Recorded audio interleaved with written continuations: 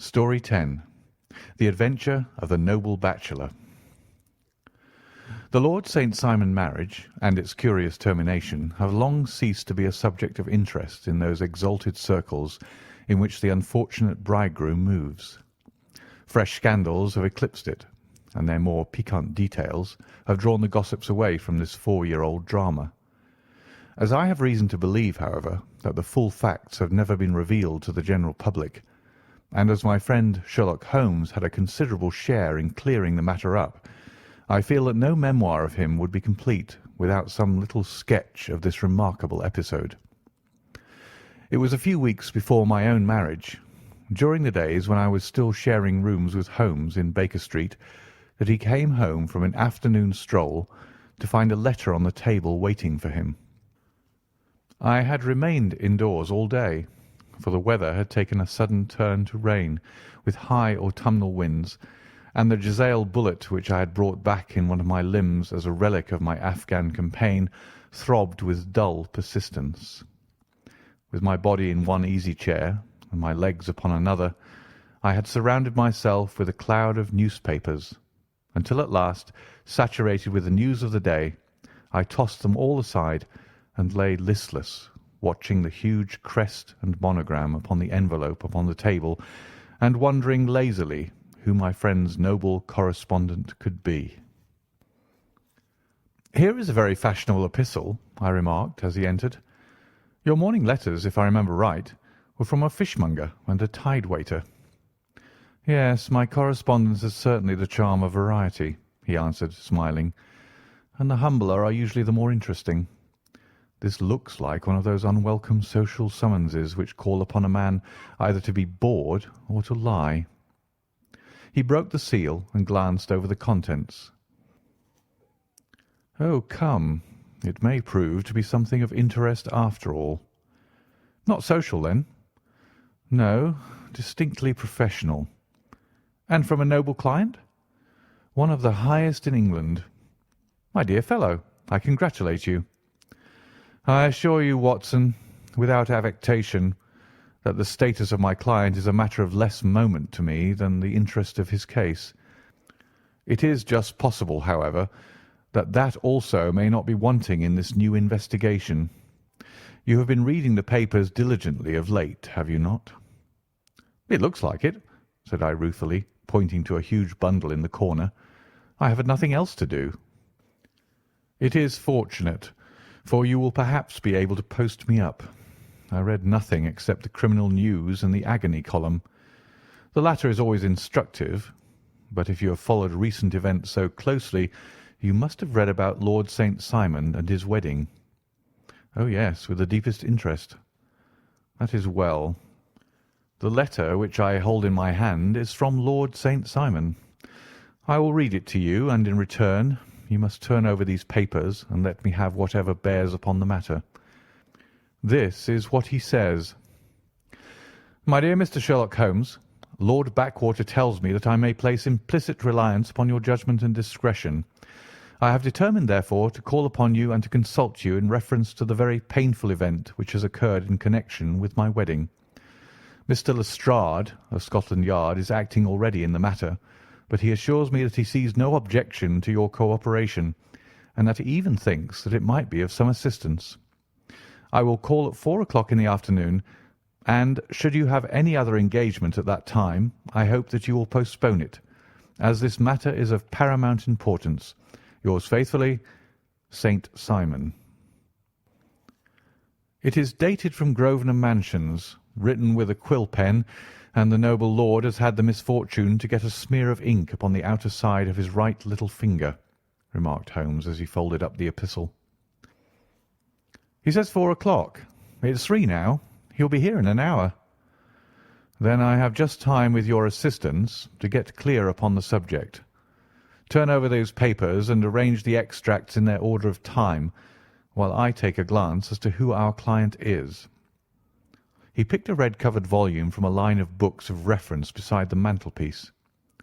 "Here he is," said he, sitting down and flattening it out upon his knee. "Lord Robert Walsingham de Vere St. Simon, second son of the Duke of Balmoral.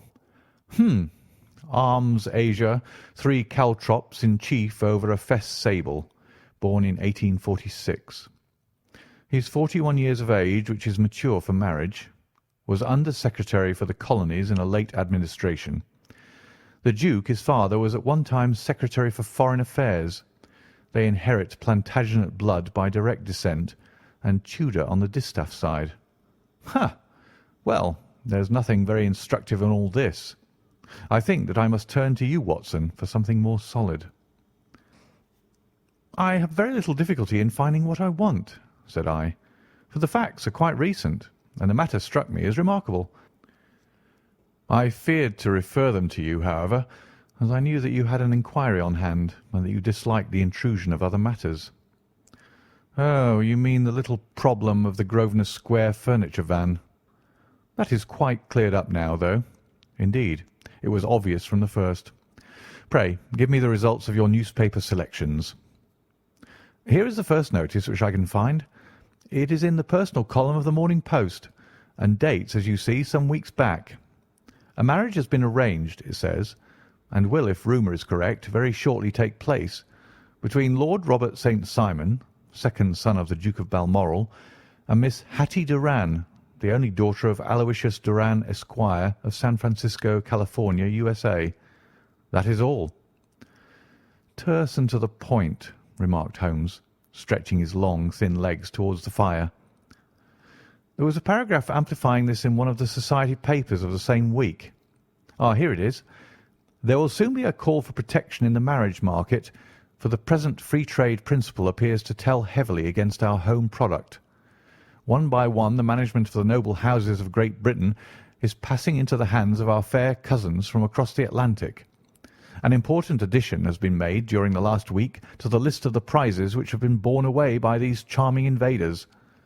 Lord St. Simon, who has shown himself for over 20 years proof against the little god's arrows, has now definitely announced his approaching marriage with Miss Hatty Doran, the fascinating daughter of a California millionaire. Miss Doran, whose graceful figure and striking face attracted much attention at the Westbury House festivities, is an only child, and it is currently reported that her dowry will run to considerably over the 6 figures, with expectancies for the future. As it is an open secret that the Duke of Balmoral has been compelled to sell his pictures within the last few years, and as Lord St. Simon has no property of his own save the small estate of Birchmoor, it is obvious that the Californian heiress is not the only gainer by an alliance which will enable her to make the easy and common transition from a Republican lady to a British peeress. "Anything else?" asked Holmes, yawning. "Oh, yes, plenty. Then there is another note in the Morning Post to say that the marriage will be an absolutely quiet one, that it will be at St. George's, Hanover Square, that only half a dozen intimate friends will be invited, and that the party would return to the furnished house at Lancaster Gate which has been taken by Mr. Aloysius Doran. 2 days later, that is on Wednesday last, there is a curt announcement that the wedding had taken place, and that the honeymoon would be passed at Lord Backwater's place near Petersfield. Those are all the notices which appeared before the disappearance of the bride." "Before the what?" asked Holmes with a start. "The vanishing of the lady." "When did she vanish, then?" "At the wedding breakfast." "Indeed. This is more interesting than it promised to be.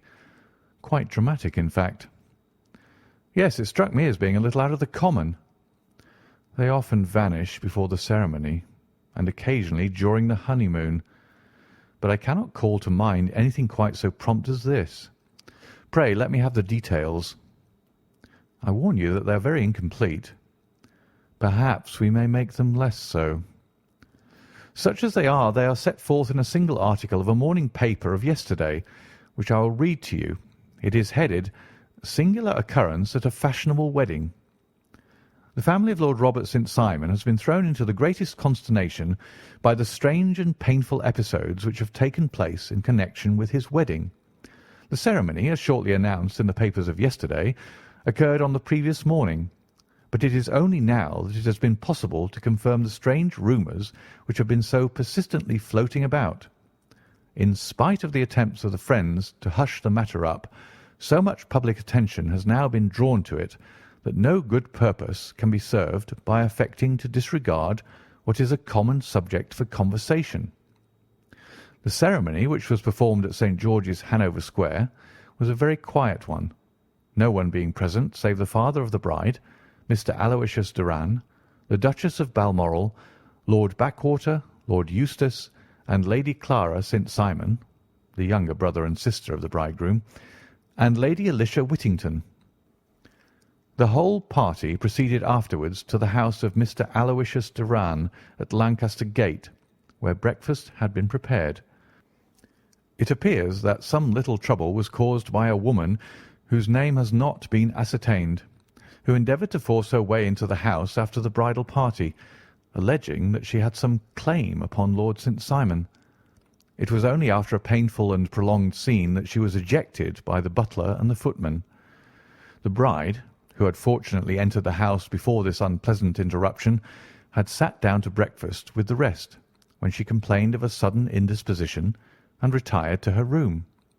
Her prolonged absence having caused some comment, her father followed her, but learned from her maid that she had only come up to her chamber for an instant, caught up an ulster and bonnet, and hurried down to the passage.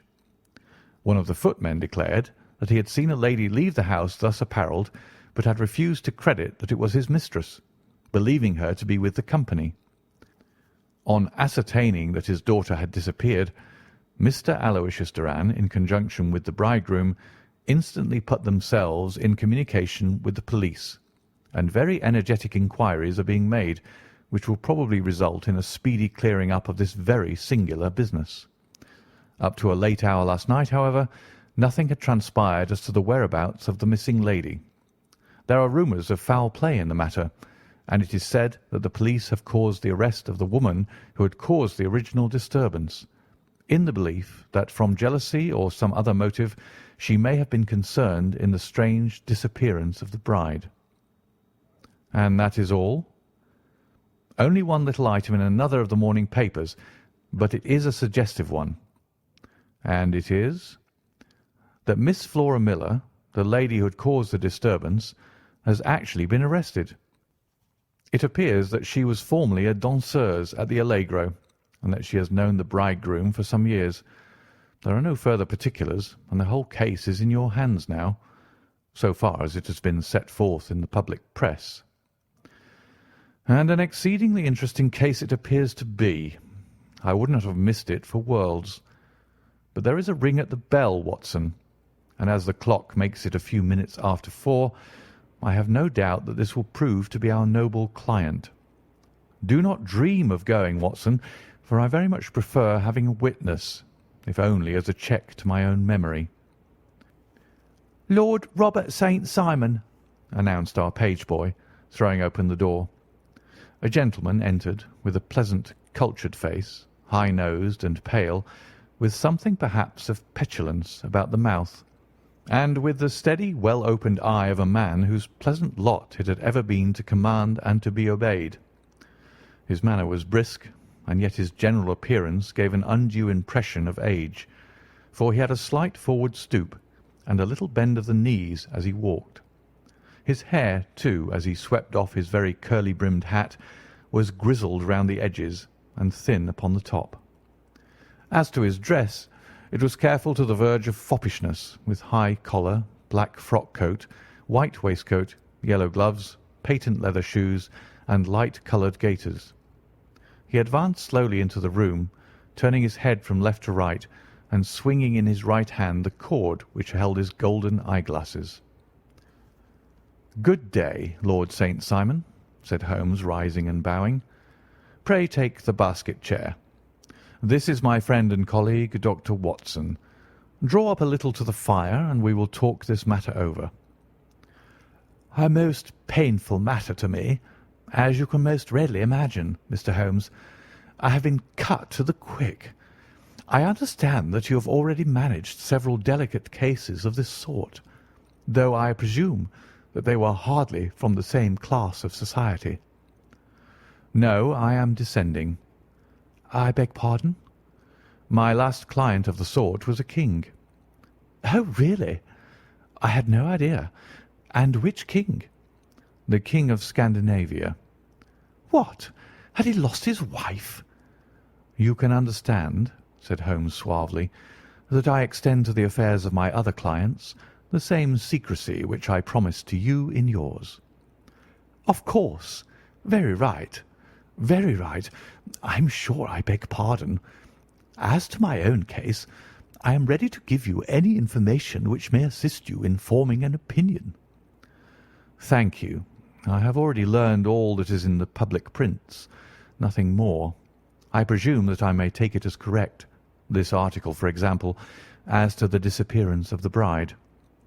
Lord St. Simon glanced over it. Yes, it is correct, as far as it goes.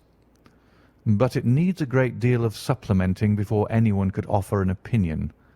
I think that I may arrive at my facts most directly by questioning you. Pray do so. When did you first meet Miss Hatty Doran? In San Francisco, a year ago. You were travelling in the States? Yes. Did you become engaged then? No. But you were on a friendly footing. I was amused by her society, and she could see that I was amused. Her father is very rich. He is said to be the richest man on the Pacific slope. And how did he make his money? In mining. He had nothing a few years ago. Then he struck gold, invested it, and came up by leaps and bounds. Now, what is your own impression as to the young lady's, your wife's character? The nobleman swung his glasses a little faster and stared down into the fire. You see, Mr. Holmes, said he, my wife was 20 before her father became a rich man. During that time she ran free in a mining camp and wandered through woods or mountains, so that her education has come from nature rather than from the schoolmaster.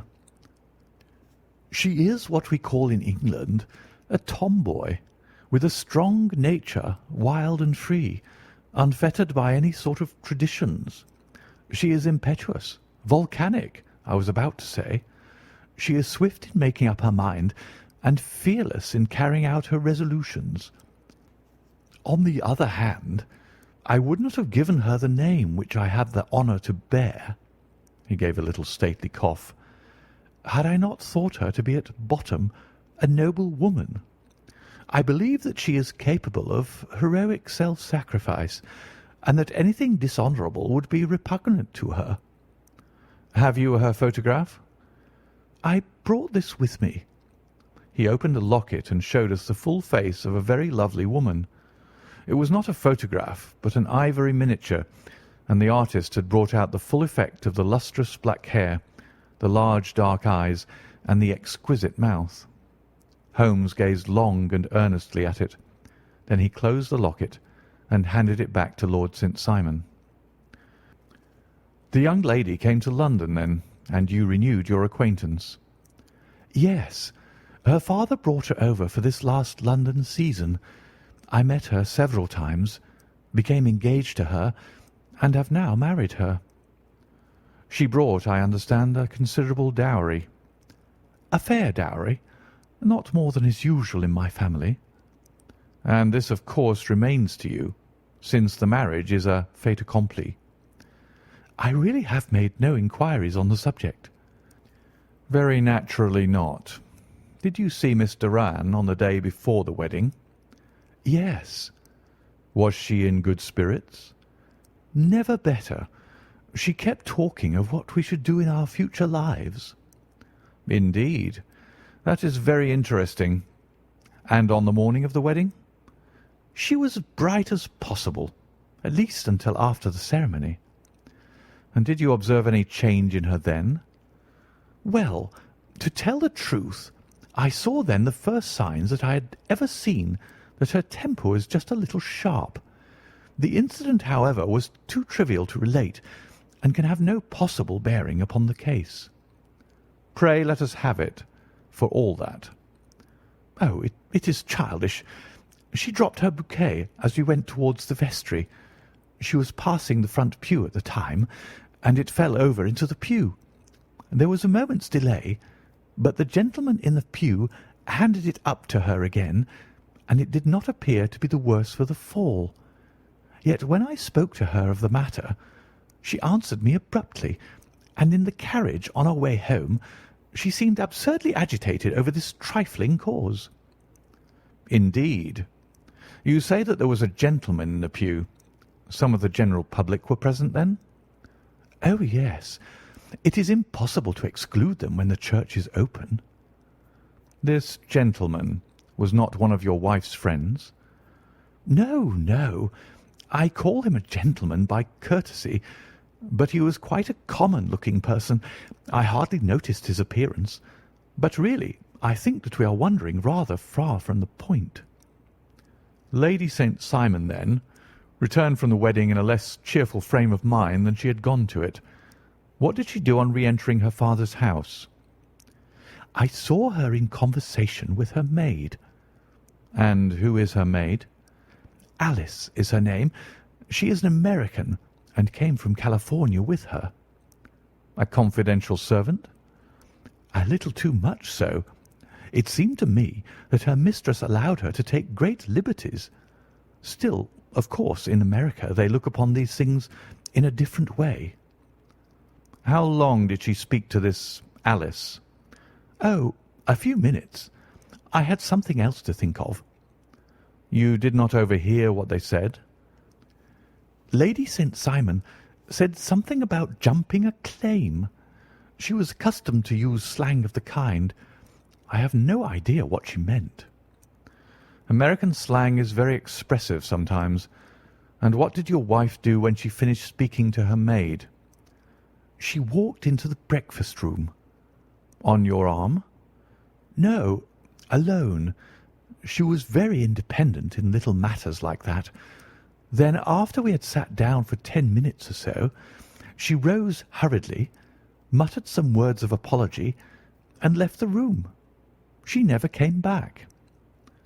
"But this maid Alice, as I understand, deposes that she went to her room, covered her bride's dress with a long ulster, put on a bonnet, and went out." "Quite so. And she was afterwards seen walking into Hyde Park in company with Flora Miller, a woman who is now in custody, and who had already made a disturbance at Mr. Doran's house that morning." "Ah, yes. I should like a few particulars as to this young lady, and your relations to her." Lord St. Simon shrugged his shoulders and raised his eyebrows. "We have been on a friendly footing for some years. I may say on a very friendly footing. She used to be at the Allegro. I have not treated her ungenerously, and she had no just cause of complaint against me. But you know what women are, Mr. Holmes. Flora was a dear little thing, but exceedingly hot-headed and devotedly attached to me.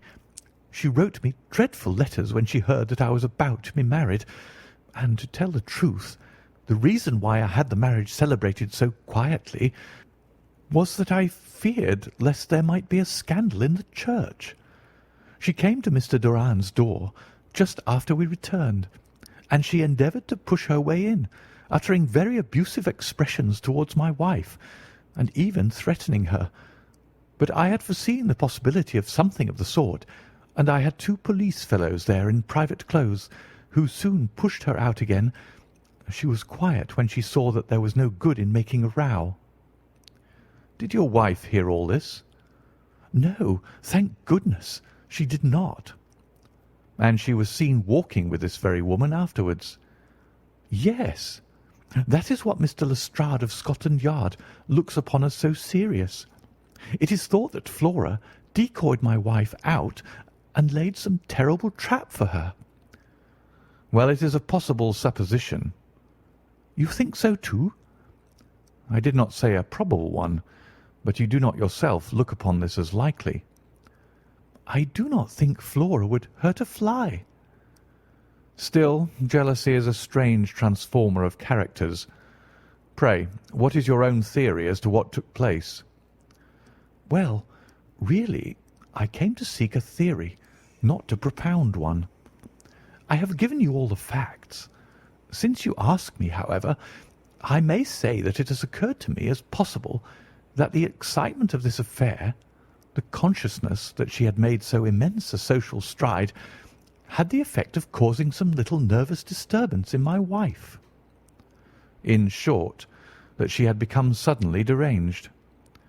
Well, really, when I consider that she has turned her back, I will not say upon me, but upon so much that many have aspired to without success, I can hardly explain it in any other fashion. Well, certainly that is also a conceivable hypothesis, said Holmes, smiling. And now, Lord St. Simon, I think that I have nearly all my data. May I ask whether you were seated at the breakfast table so that you could see out of the window? We could see the other side of the road and the park. Quite so. Then I do not think that I need to detain you longer. I shall communicate with you. Should you be fortunate enough to solve this problem, said our client, rising. I have solved it. Eh? What was that? I say that I have solved it. Where, then, is my wife? That is a detail which I shall speedily supply. Lord St. Simon shook his head. I am afraid that it will take wiser heads than yours or mine, he remarked, and bowing in a stately, old-fashioned manner, he departed. It is very good of Lord St. Simon to honour my head by putting it on a level with his own, said Sherlock Holmes, laughing. I think that I shall have a whisky and soda and a cigar after all this cross-questioning. I had formed my conclusions as to the case before our client came into the room. My dear Holmes, I have notes of several similar cases, though none, as I remarked before, which were quite as prompt. My whole examination served to turn my conjecture into a certainty. Circumstantial evidence is occasionally very convincing, as when you find a trout in the milk, to quote Thoreau's example. But I've heard all that you've heard. Without, however, the knowledge of pre-existing cases, which serves me so well.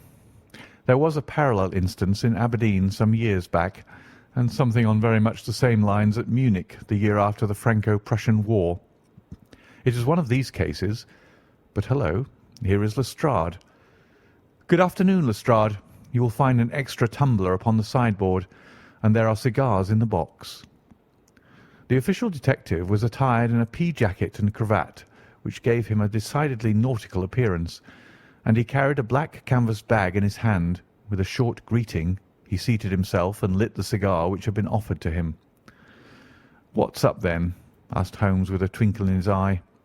"You look dissatisfied." "And I feel dissatisfied. It's this infernal St. Simon marriage case. I can make neither head nor tail of the business." "Really? You surprise me." "Who ever heard of such a mixed affair? Every clue seems to slip through my fingers. I've been at work upon it all day." "And very wet it seems to have made you," said Holmes, laying his hand upon the arm of the pea jacket. "Yes, I've been dragging the Serpentine." "In heaven's name, what for?" "In search of the body of the Lady St. Simon." Sherlock Holmes leaned back in his chair and laughed heartily. "Have you dragged the basin of Trafalgar Square fountain?" he asked. "Why? What do you mean?" "Because you have just as good a chance of finding this lady in the one as in the other." Lestrade shot an angry glance at my companion. "I suppose you know all about it," he snarled. "Well, I have only just heard the facts, but my mind is made up." "Oh, indeed. Then you think that the Serpentine plays no part in the matter?" "I think it very unlikely." "Then perhaps you will kindly explain how it is that we found this in it." He opened his bag as he spoke, and tumbled onto the floor a wedding dress of watered silk, a pair of white satin shoes, and a bride's wreath and veil, all discoloured and soaked in water. "There," said he, putting a new wedding ring upon the top of the pile. "There is a little nut for you to crack, Mr. Holmes." "Oh, indeed," said my friend, blowing blue rings into the air. "You dragged them from the Serpentine?" "No, They were found floating near the margin by a park keeper. They had been identified as her clothes, and it seemed to me that if the clothes were there, the body would not be far off. By the same brilliant reasoning, every man's body is to be found in the neighbourhood of his wardrobe. And pray, what did you hope to arrive at through this?" "At some evidence implicating Flora Miller in the disappearance." "I am afraid that you will find it difficult." "Are you indeed now?" cried Lestrade with some bitterness. "I am afraid, Holmes, that you are not very practical with your deductions and your inferences. You have made 2 blunders in as many minutes. This dress does implicate Miss Flora Miller." "And how?" "In the dress is a pocket. In the pocket is a card case. In the card case is a note. And here is the very note." He slapped it down upon the table in front of him. "Listen to this. 'You will see me when all is ready. Come at once. F.H.M.' Now, my theory all along has been that Lady St. Simon was decoyed away by Flora Miller, and that she, with confederates no doubt, was responsible for her disappearance. Here, signed with her initials, is the very note which was no doubt quietly slipped into her hand at the door and which lured her within their reach." "Very good, Lestrade," said Holmes, laughing. "You really are very fine indeed. Let me see it." He took up the paper in a listless way, but his attention instantly became riveted, and he gave a little cry of satisfaction. "This is indeed important," said he. "Ha! You find it so?" "Extremely so. I congratulate you warmly." Lestrade rose in his triumph and bent his head to look. "Why," he shrieked, "you're looking at the wrong side." "On the contrary, this is the right side." "The right side? You're mad. Here is the note written in pencil over here." "And over here is what appears to be the fragment of a hotel bill, which interests me deeply." "There's nothing in it. I looked at it before," said Lestrade. "October 4th, rooms 8 shillings, breakfast 2 shillings 6pence, cocktail 1 shilling, lunch 2 shillings 6pence, glass sherry 8 pence. I see nothing in that." "Very likely not. It is most important all the same. As to the note, it is important also, or at least the initials are. So I congratulate you again." "I've wasted time enough," said Lestrade, rising. "I believe in hard work and not in sitting by the fire spinning fine theories. Good day, Mr. Holmes, and we shall see which gets to the bottom of the matter first." He gathered up the garments, thrust them into the bag, and made for the door. "Just one hint to you, Lestrade," drawled Holmes before his rival vanished. "I will tell you the true solution of the matter. Lady St. Simon is a myth. There is not, and there never has been, any such person." Lestrade looked sadly at my companion. Then he turned to me, tapped his forehead 3 times, shook his head solemnly, and hurried away. He had hardly shut the door behind him when Holmes rose to put on his overcoat. "There is something in what the fellow says about outdoor work," he remarked. "So I think, Watson, that I must leave you to your papers for a little." It was after 5 o'clock when Sherlock Holmes left me, but I had no time to be lonely, for within an hour there arrived a confectioner's man with a very large flat box. This he unpacked with the help of a youth whom he had brought with him, and presently, to my very great astonishment, a quite epicurean little cold supper began to be laid out upon our humble lodging-house mahogany. There were a couple of brace of cold woodcock, a pheasant, a pâté de foie gras pie, with a group of ancient and cobwebby bottles. Having laid out all these luxuries, my 2 visitors vanished away, like the genii of the Arabian Nights, with no explanation save that the things had been paid for and were ordered to this address. Just before 9 o'clock, Sherlock Holmes stepped briskly into the room. His features were gravely set, but there was a light in his eye which made me think that he had not been disappointed in his conclusions. "They have laid the supper, then?" he said, rubbing his hands. "You seem to expect company. They've laid for 5. "Yes, I fancy we may have some company dropping in," said he. "I am surprised that Lord St. Simon has not already arrived. Ha! I fancy that I hear his step now upon the stairs." It was indeed our visitor of the afternoon who came bustling in, dangling his glasses more vigorously than ever, and with a very perturbed expression upon his aristocratic features. "My messenger reached you, then?" asked Holmes. "Yes, and I confess that the contents startled me beyond measure. Have you good authority for what you say?" "The best possible." Lord St. Simon sank into a chair and passed his hand over his forehead. "What will the Duke say," he murmured, "when he hears that one of the family has been subjected to such humiliation?" "It is the pure accident. I cannot allow that there is any humiliation." "Ah, you look on these things from another standpoint." "I fail to see that anyone is to blame.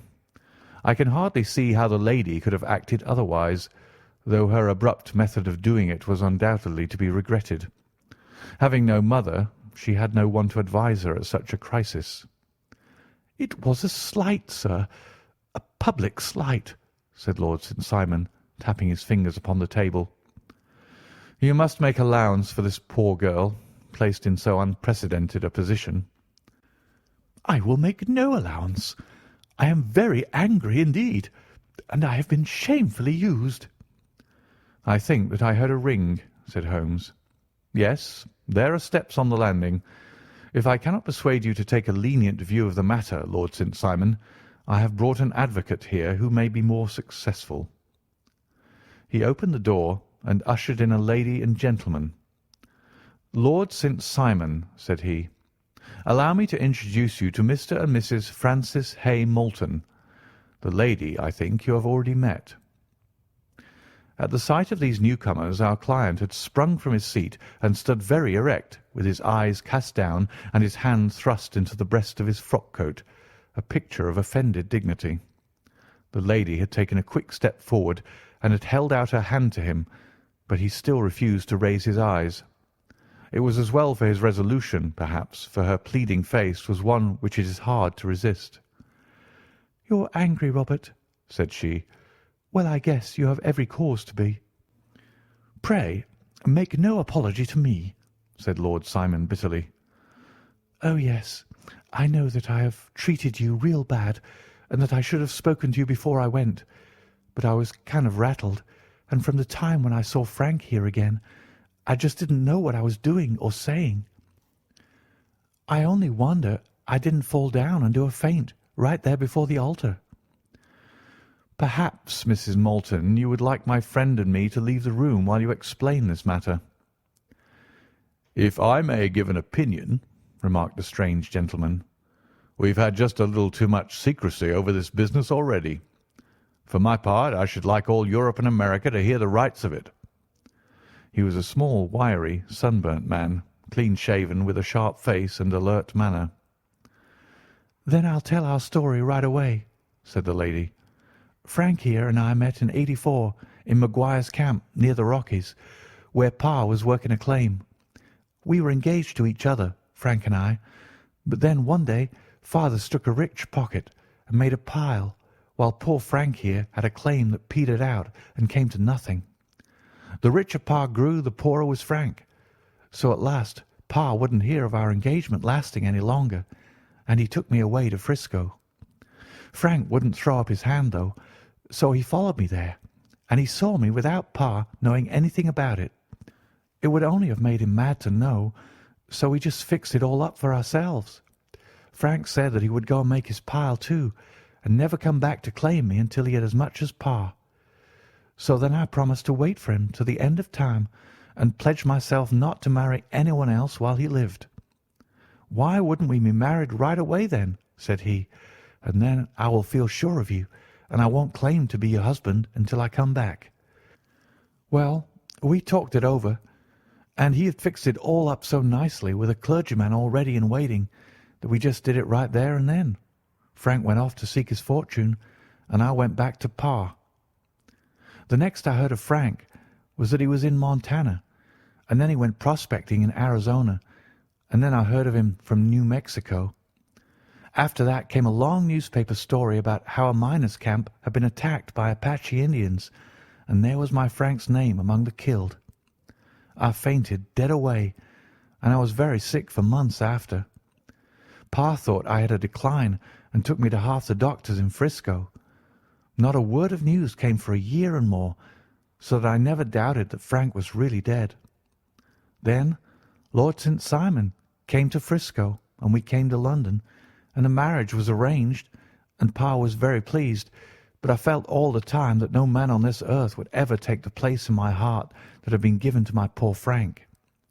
Still, if I had married Lord St. Simon, of course I'd have done my duty by him. We can't command our love, but we can our actions. I went to the altar with him with the intention to make him just as good a wife as it was in me to be. But you may imagine what I felt when, just as I came to the altar rails, I glanced back and saw Frank standing and looking at me out of the first pew. I thought it was his ghost at first, but when I looked again, there he was still, with a kind of question in his eyes, as if to ask me whether I was glad or sorry to see him. I wonder I didn't drop. I know that everything was turning round, and the words of the clergyman were just like the buzz of a bee in my ear. I didn't know what to do. Should I stop the service and make a scene in the church? I glanced at him again, and he seemed to know what I was thinking, for he raised his finger to his lips to tell me to be still. Then I saw him scribble on a piece of paper, and I knew that he was writing me a note. As I passed his pew on the way out, I dropped my bouquet over to him, and he slipped the note into my hand when he returned me the flowers. It was only a line asking me to join him when he made the sign to me to do so. Of course, I never doubted for a moment that my first duty was now to him, and I determined to do just whatever he might direct. When I got back, I told my maid, who had known him in California and had always been his friend. I ordered her to say nothing, but to get a few things packed and my ulster ready. I know I ought to have spoken to Lord St. Simon, but it was dreadful hard before his mother and all those great people. I just made up my mind to run away and explain afterwards. I hadn't been at the table 10 minutes before I saw Frank out of the window at the other side of the road. He beckoned to me and then began walking into the park. I slipped out, put on my things, and followed him. Some woman came talking something or other about Lord St. Simon to me. Seemed to me from the little I heard as if he had had a little secret of his own before marriage also. But I managed to get away from her and soon overtook Frank. We got into a cab together, and away we drove to some lodgings he had taken in Gordon Square. And that was my true wedding after those years of waiting.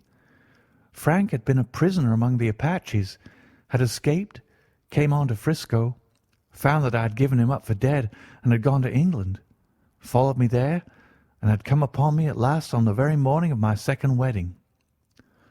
"I saw it in a paper," explained the American. "It gave the name and the church, but not where the lady lived."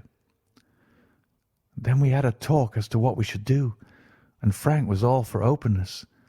But I was so ashamed of it all that I felt as if I should like to vanish away and never see any of them again, just sending a line to Pa, perhaps, to show him that I was alive.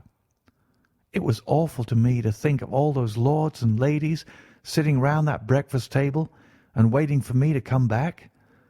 So Frank took my wedding clothes and things and made a bundle of them so that I should not be traced, and dropped them away somewhere where no one could find them. It is likely that we should have gone on to Paris tomorrow, only that this good gentleman, Mr. Holmes, came round to us this evening, though how he found us is more than I can think, and he showed us very clearly and kindly that I was wrong and that Frank was right, and that we should be putting ourselves in the wrong if we were so secret. Then he offered to give us a chance of talking to Lord St. Simon alone, and so we came right away round to his rooms at once. Now, Robert, you've heard it all. and I am very sorry if I have given you pain, and I hope that you do not think very meanly of me." Lord St. Simon had by no means relaxed his rigid attitude, but had listened with a frowning brow and a compressed lip to this long narrative. "Excuse me," he said, "but it is not my custom to discuss my most intimate personal affairs in this public manner." "Then you won't forgive me?